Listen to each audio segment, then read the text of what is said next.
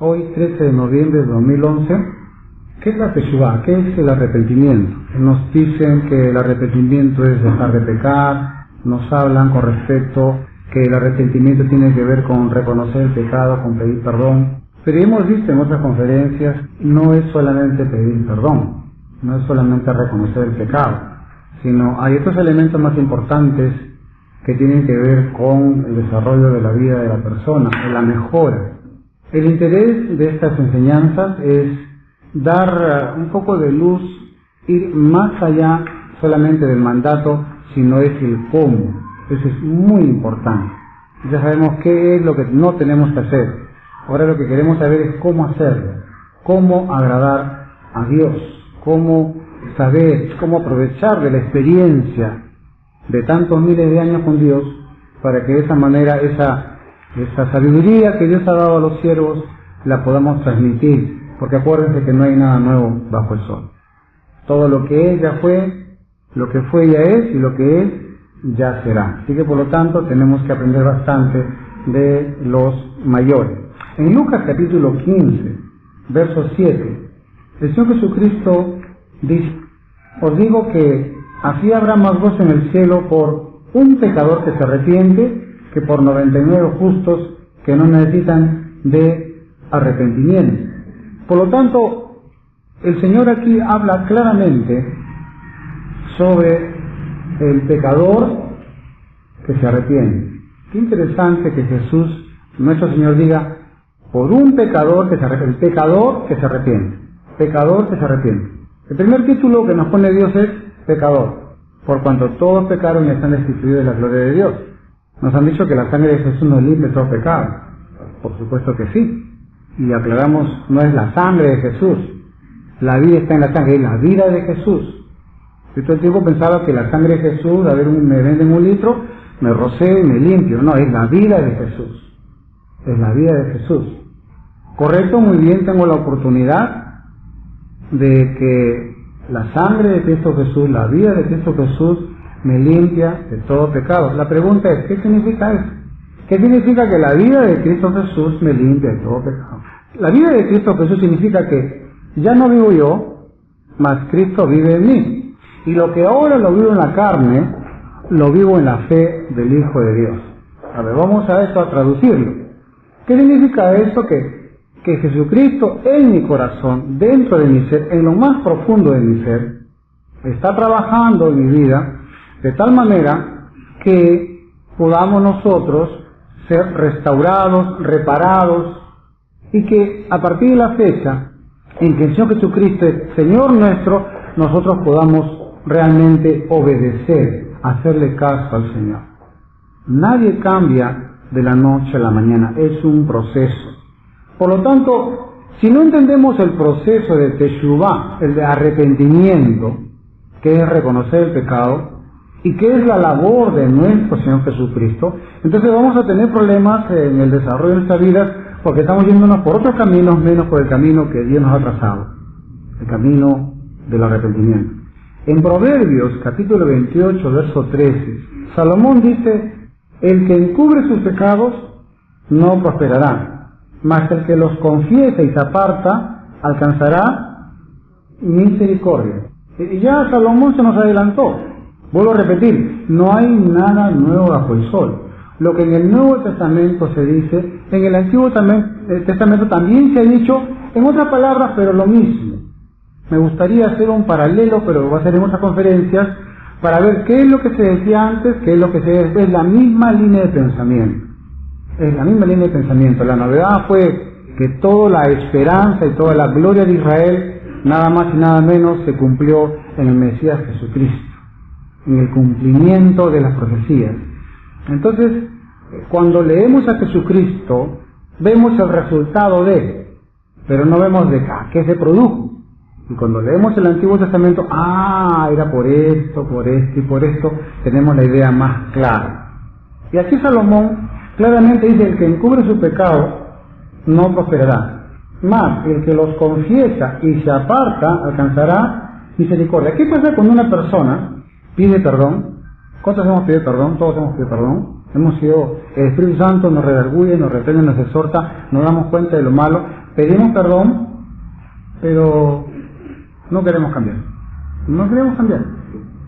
Sí, yo sé que soy mentiroso, ladrón, etcétera. No voy a hablar mucho de los pecados, ya cada uno lo aplica a su vida, porque sería muy largo enumerar tantos pecados, pero la idea es, pido perdón, pero no deseo cambiar.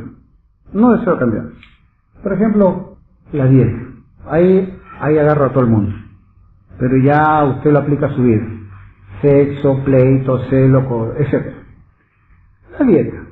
Tú sabes muy bien que las grasas te hacen daño. Tú sabes muy bien que la comida peruana hace daño. Comida muy rica, alabada y exaltada en todo el mundo, pero sin embargo es la comida más grasosa y más dañina. Primicia mundial, la comida peruana es la más rica y la más dañina. Frijolitos con su papada de chancho, grasa. ¿Qué otras comidas grasosas hay? Patita con maní, grasa. Caucau, grasa. Chanfainita, grasa. Mondonguito a la italiana, seguramente que es más sana, pero el mondonguito a la peruana es recontra mal. ¿Qué más? Lomo saltado, ¿no? Que te hace saltar el hígado. Qué rico, el ají amarillo. ¿Cuál es el secreto de la comida peruana? El ají amarillo. Y sin embargo dicen que el ají amarillo es el más dañino. El Ajinomoto.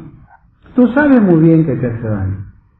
Qué curioso que los doctores, producto de tu forma de vida y producto de la mala alimentación que tenemos, es increíble que teniendo tanta variedad de vegetales sanos, podamos solamente limitarnos a lo que hace daño y no a lo que hace bien. ¿Qué dicen los doctores cuando uno cae mal del estómago, cuando uno cae mal de algo? No coma grasa, dieta, no coma ají, sal, nada bajo de sal, nada de harina, nada de carbohidratos, nada de arroz. ¿Por qué? Qué curioso que lo que comemos nos hace daño. O sea, en otras palabras, lo que más te gusta, eso te hace daño. Y si quieres espiritualizarlo, lo que más te gusta hacer, eso es lo que te hace daño y eso es lo que no quieres hacer. Por eso decía, ¿qué pasa cuando una persona pide perdón y no quiere cambiar? Y ahí lo redondeamos la idea. Es que me gusta, pues, soy así, es que me gusta mi pecado. Un pecado, el chisme, el hablar mal. ¿Sabías tú que hablan de ti esto? Dios mío. Y te pica la oreja por escuchar. Y tú sabes que si escuchas vas a perder un montón de amistad. Pero te gusta. ¿Sabías que eso hablan de ti? ¿De qué hablan de mí? ¿De qué hablan de mí? Dime, por favor. ¿Qué dijeron? Entonces, amados, ¿qué pasa cuando un pecador, de acuerdo al texto, de acuerdo a Salomón, dice, el que lo confiesa y se aparta? Y nosotros somos campeones en confesar. Confesar y confesar y confesar. A través de tanto tiempo, amados, hemos tenido culto de oración, y cada culto de oración, ya como comentario, ya formal, ¿para qué tanto culto de oración si siempre oran por los mismos pecados y siguen cometiendo los mismos pecados? Ya es una tradición, ya que el hermano o la hermana siempre esté orando por lo mismo y lo mismo. ¿Qué pasa cuando uno realmente pide perdón, lo confiesa, pero no quiere cambiar? El médico te dice, en cuanto a tu dieta, tienes que cambiar. Sí o sí, porque el peligro es tu salud. Qué curioso que la comida peruana que hace daño, hoy como nunca, las enfermedades estomacales se han incrementado tremendamente. El colesterol se ha incrementado tremendamente. La muerte por presión arterial, por muerte prematura, por infarto al miocardio, se han ampliado tremendamente. Cálculos a la vesícula, cálculos al hígado, cálculos mal cálculos y mal calculados. ¿Por qué? Por la tremenda comida grasa que nosotros comemos. Y encima todavía le embutimos torta helada, gaseosa helada a la grasa, de tal manera que la grasa se hace una pelota y se mete en las venas. ¿Y cómo va a salir, pues, hermano? Y tú oras, Señor, este caucao lleno de grasa, este tacu, Señor, con bastante manteca de chancho, porque ese le da sabor. Yo te pido que lo bendigas, que lo santifiques, que lo purifiques, Señor, en el nombre precioso de Cristo Jesús. Y el mismo Cristo Jesús en tu palabra le dice, no comas grasa. ¿Cómo vas a decir, yo quiero cambiar cuando tú estás comiendo la grasa? Les digo comida porque es algo que quizás nos atañe a todos, pero cada uno vea qué pecado tiene y que no lo quiere cambiar. Siempre lo mismo. 4 pasos para el arrepentimiento, para la Teshuvah. Son 4 pasos. El primero es reconocer el pecado. La Biblia habla tremendamente de reconocer el pecado. Entonces, el primer paso es reconocer el pecado. El segundo paso es, me arrepiento de haberlo hecho. Me arrepiento de haberlo hecho. El arrepentimiento de haberlo hecho en el pasado y en el presente. Hay hermanos que cuando tú le preguntas, ¿cómo ha sido tu vida? Oh, yo he sido un gran tomador, un gran fumador. O sea, glorifican su pecado. Tú no sabes cómo he sido yo. Ay, si tú supieras. Mira, empiezan los cohetes. O sea, la pregunta es, parece que no te has arrepentido de tu pecado porque lo cuentas como una victoria en vez de que sea un fracaso en tu vida. Ahí se ve que no tienes tanta sensibilidad espiritual. Imagínate tú que un doctor te diga, tú no sabes la cantidad de muertos que tengo yo. Sí, imagínate, que paciente que quirófano lo mato yo. Se ve que no tienes ética profesional. Es igual un cristiano que dice que está en santidad buscando a Dios. Imagínese que cuente de sus pecados ante, tú no sabes que cuántas y cuántas.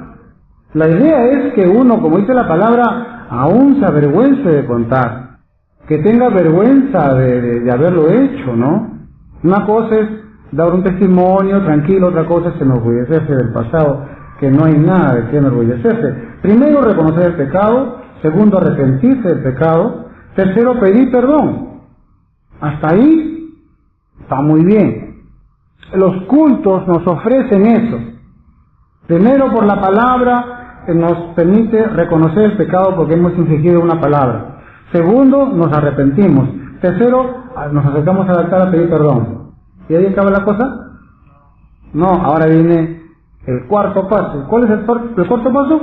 Prometer no volverlo a hacer. Prometer no volverlo a hacer. Póngase usted a pensar que un policía de tránsito lo para y le dice, licencia de conducir. No tengo. Tarjeta de propiedad. No tengo.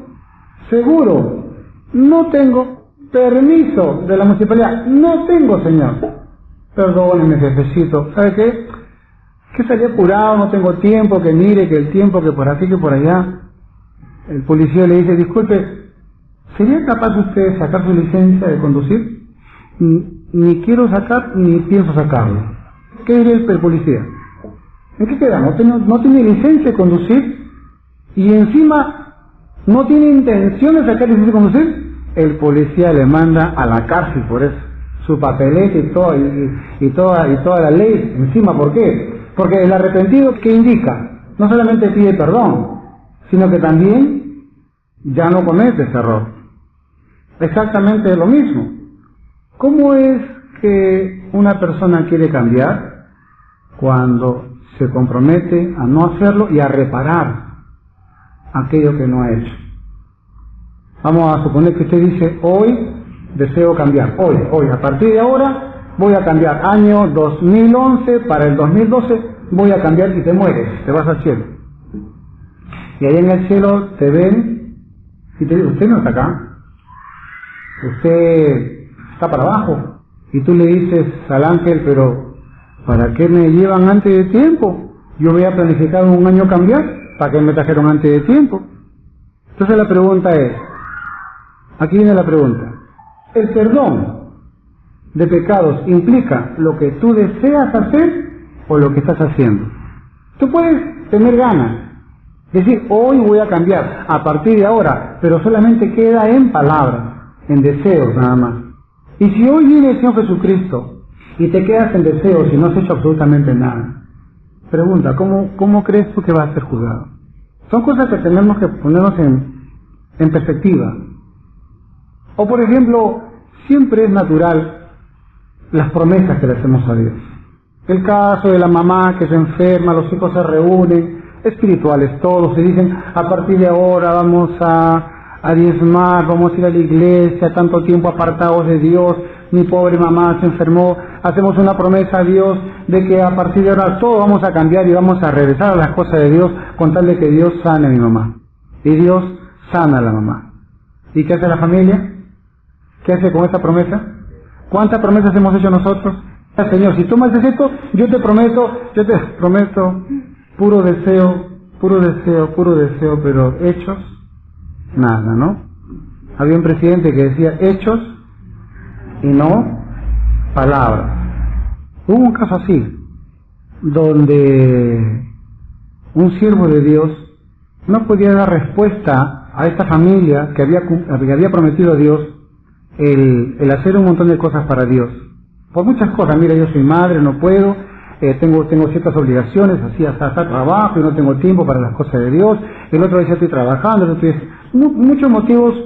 Este siervo no pudo con la respuesta, consultó a siervos mayores y los siervos mayores le dieron la siguiente respuesta: constrúyete una escalera. Una escalera significa peldaño a peldaño, poco a poco. Al final de la escalera está la meta, está la promesa que tú hiciste, sea cual fuere. Y calcula más o menos qué tiempo te vas a demorar y cuáles son los pasos previos que tú vas a tener para poder llegar a la meta.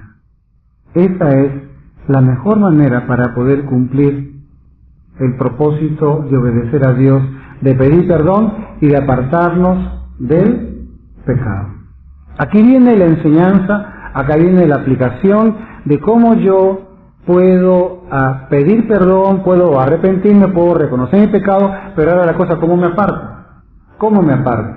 En la conferencia pasada hablamos sobre el tema de poco a poco. Hoy vamos a centrarnos con respecto a lo que significa el arrepentimiento y el apartarse del pecado.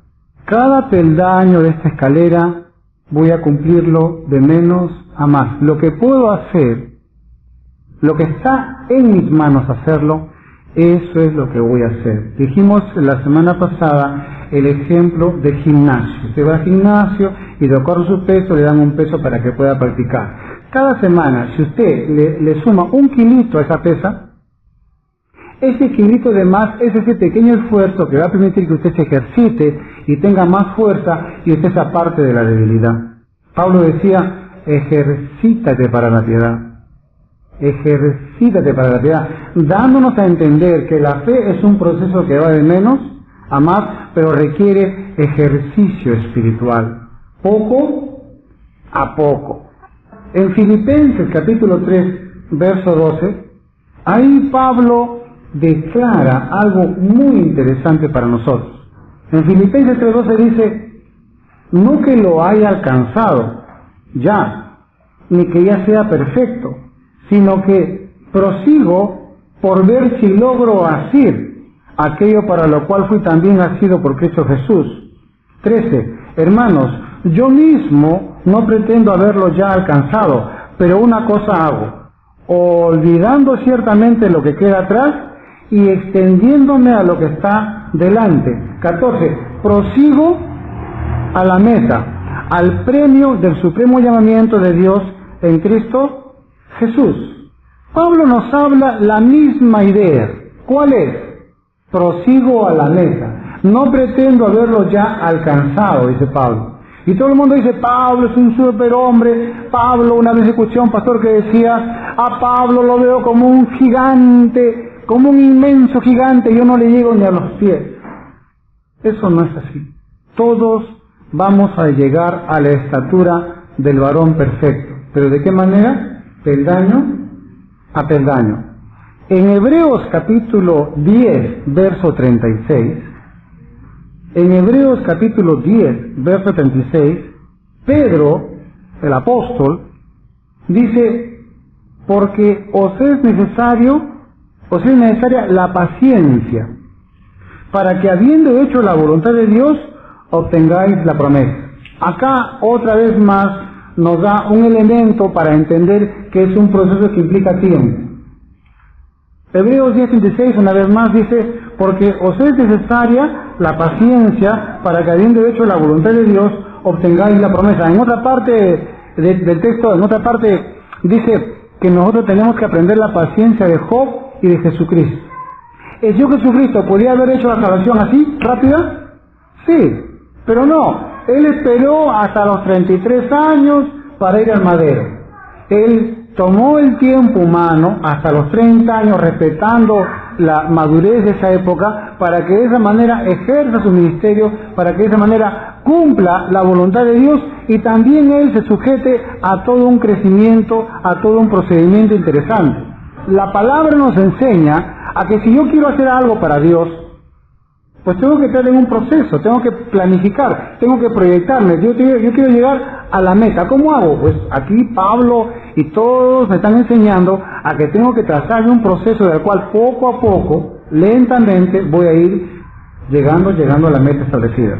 Un jefe le dice a su empleado, por favor, tráeme la caja que está en el segundo piso.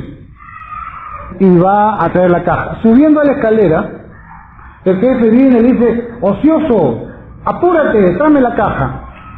Pregunta, ¿es justo eso? No. Oye, ¿qué te pasa? Estoy yendo a la meta, estoy caminando, estoy a media escalera. Diferente es si ese empleado se sienta en la escalera y no hace nada. Ahí sí. Cuando tú y yo decimos, ya lo sé todo, no necesito nada, no necesito ir a la iglesia, no necesito aprender, no necesito Biblia, no, ya me lo sé todo ya. Así que ¿para qué? ¿Para qué voy a la iglesia? ¿Para qué voy a la enseñanza? ¿O para qué ya más de Dios? He escuchado mucho decir, y también yo le he dicho, en mis épocas carnales, mucho tiempo le he dado a Dios, ahora me toca a mí. Y la pregunta es, ¿qué te toca a ti? ¿Qué me toca a mí? Si ya nos tocó Jesucristo, ya nos dio todo. Y uno dice, ya es suficiente ya. Mucho tiempo he dado. Una vez me encontré con la hija de un pastor. El pastor estaba triste porque la hija se había apartado de Dios. Una chica que era muy útil en la iglesia, una sierva de Dios, pero la palabra de ella decía, yo le he dado toda mi juventud a Dios, ahora me toca a mí. Estaba en rebeldía y conversando, ellos eran de Estados Unidos, y me dijeron, no le diga nada a mi hija, se ha ido a Perú a ver a su abuelita, no le diga nada porque está rebelde. Y curioso, me encuentro con ella cara a cara, oh pastor, hola, ¿cómo estás hija? ¿Qué tal? ¿Qué es de tu vida? Que por aquí, que por ahí. De frente me dijo, pastor, yo no voy a la iglesia. Ya mucho tiempo, yo sé que usted me va a decir, ¿por qué no va? Regresa. Pero quiero decirle en primera nomás, para que no me esté molestando, que no quiero saber nada porque ahora me toca mi vida a mí. Está bien, le digo, hija, tienes razón. Te toca ahora estudiar, trabajar. Perfecto. Pero también te gustaría casarte con un buen chico. Claro que sí, por supuesto que sí. Te vas a casarme con un buen chico, por supuesto que sí. Y claro, tiene que ser un buen hombre, claro, un buen hombre, bueno, honesto, leal, ayudador, por supuesto que sí. ¿Y cristiano? Claro, tiene que ser. ¿Y tiene que ser buen cristiano, sí o no? Claro que sí, tiene que ser buen cristiano. ¿Y tú vas a ser buena cristiana para él? ¿Tú crees que un buen cristiano, tú crees que un buen siervo de Dios espiritual que discierne los pensamientos y todo, guiado por Dios, se va a casar con una rebelde como tú? ¿Quieres lo mejor? Sin hacer lo mejor. ¿Qué hizo la chica? Agachó la cabeza y me dijo, tiene razón, papá. Esa noche se regresó a Estados Unidos, pidió perdón a su iglesia y hoy es una sierva de Dios casada con un pastor. Queremos lo mejor, pero no hacemos lo mejor. Queremos lo máximo y hacemos lo mínimo. Y no, la Biblia dice, conforme a lo que siembras, cosechas. Si siembras más, cosechas más. Si siembras menos, cosechas menos. Es una reciprocidad. Tantas cosas que decir. Siempre se dice de que si tú quieres crecer, tienes que ir a la iglesia. No, tienes que ir a la iglesia, tienes que ir a la iglesia, y tienes que ir a la iglesia, y era la frase que más odiaba yo. Estos pastores quieren asustarnos que si tú no vas a la iglesia, te va a ir mal. Pero hoy, como siervo de Dios, tengo que aceptar que lo que la Biblia dice es verdad. Es cierto, tú tienes que escuchar la palabra de Dios. ¿Y dónde escuchas la palabra de Dios?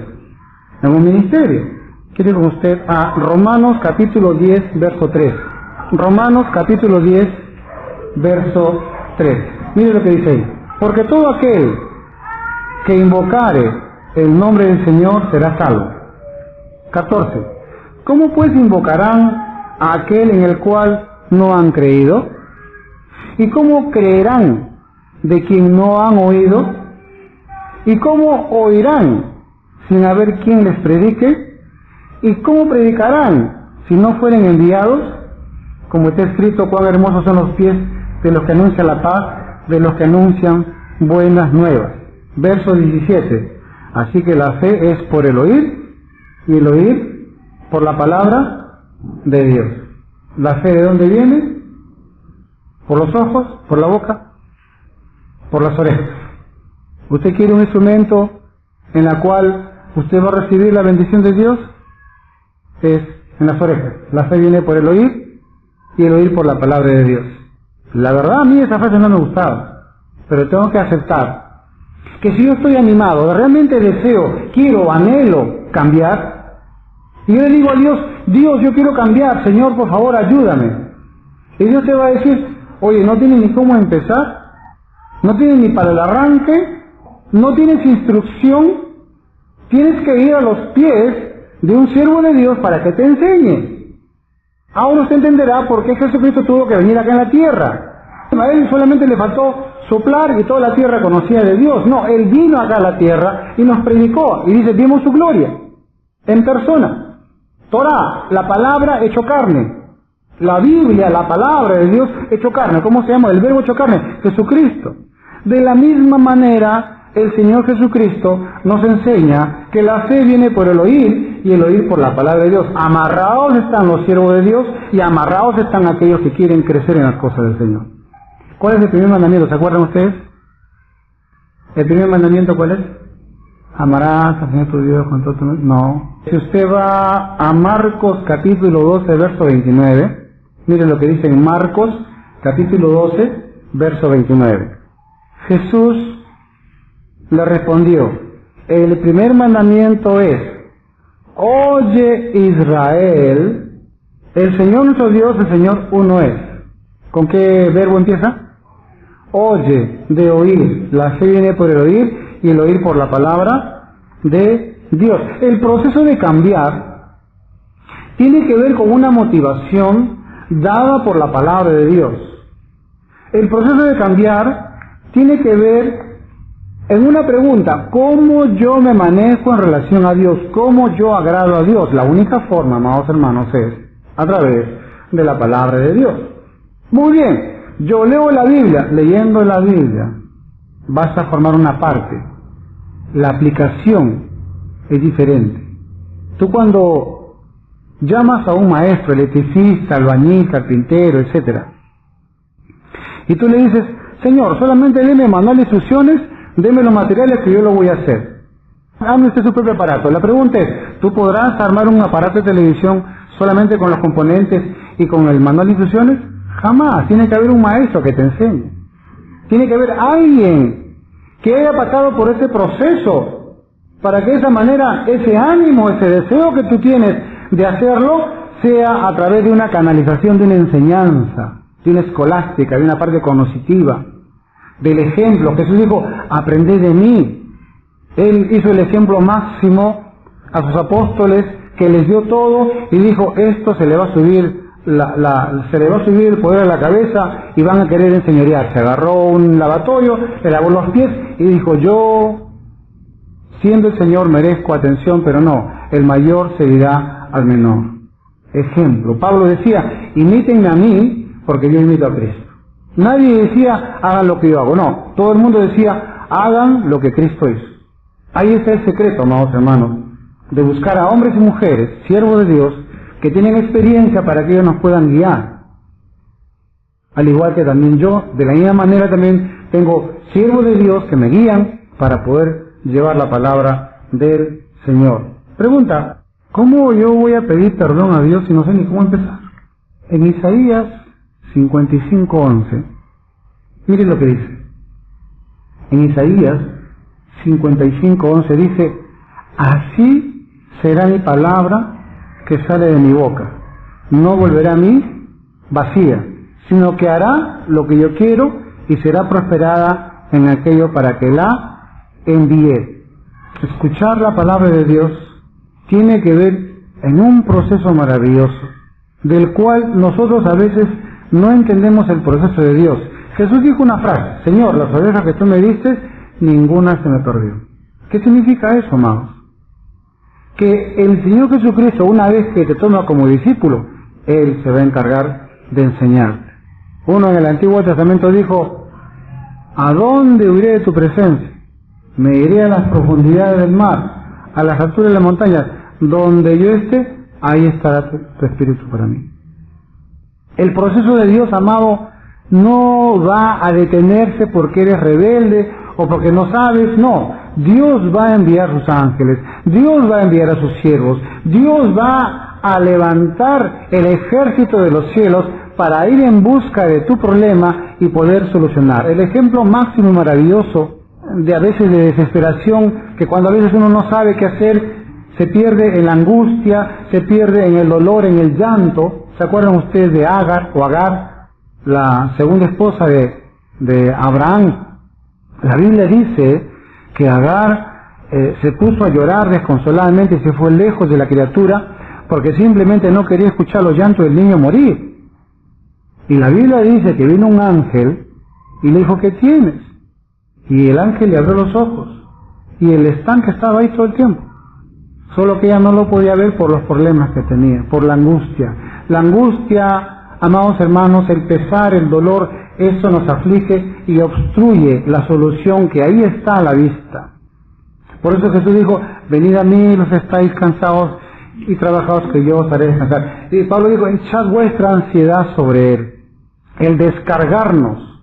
Hay muchas formas por las cuales uno puede recibir el apoyo de Dios, de tal manera que podamos nosotros crecer en las cosas del Señor. Mire usted, lo mismo pasó con Israel.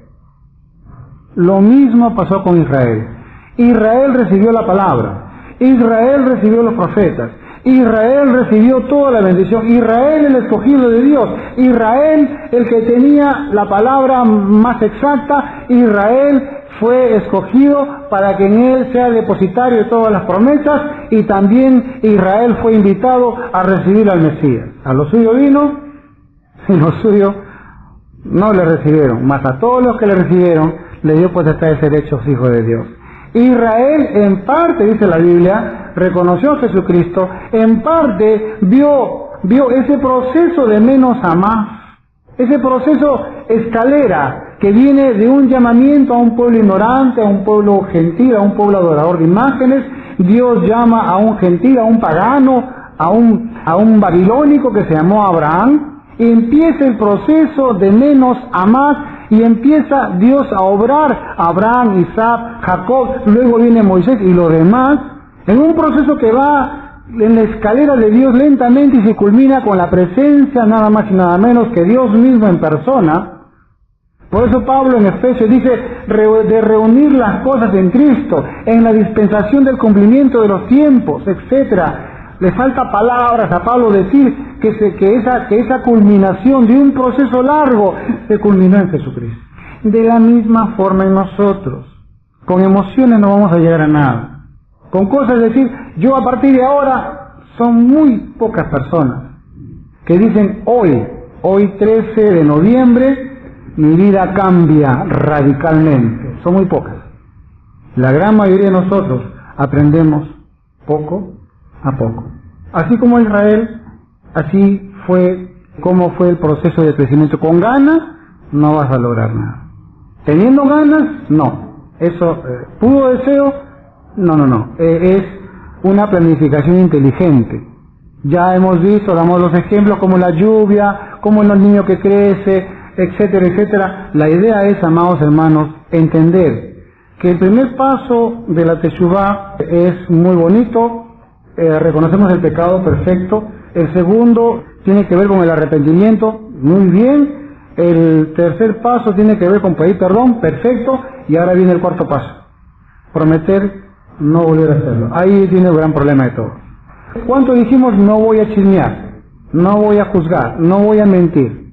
Entonces tiene que haber una fórmula para poder dejar ello. Bueno, ya el Señor lo dice en su palabra y de lo explicado. Podemos hacer una lista donde en la primera columna podemos decir aquellas cosas que no pudimos cumplir. En una segunda lista aquellas cosas que más o menos cumplimos y no cumplimos. Y en la tercera lista aquellas cosas que sí cumplimos. Y con eso tenemos una radiografía. ¿Por dónde podemos empezar? Por lo más fácil.